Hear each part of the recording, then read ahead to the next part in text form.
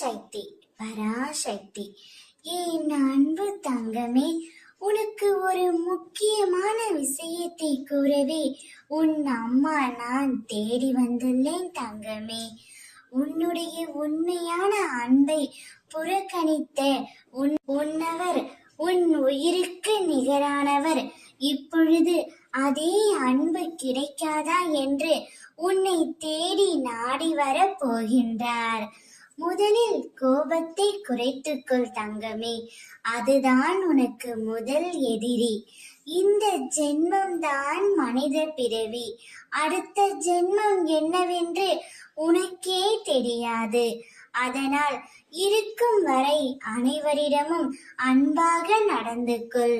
நாம் வாழும் சில காலம்தான்.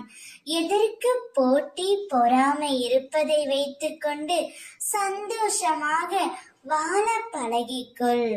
இன்று உன் ஆசானாக உன் அம்மா நான் பேசுகின்றேன் தங்கமே.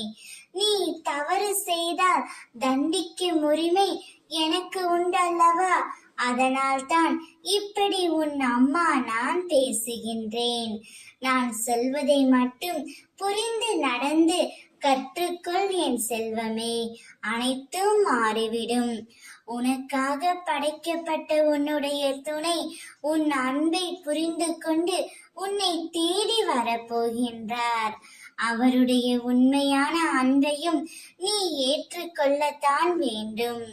அதுதான் இந்த அம்மாவின் பிள்ளையான உனக்கு மிகவும் அழகாகும். உனக்கு எப்போதும் துணையாக நான் இருப்பேன். ஓம் சக்தி.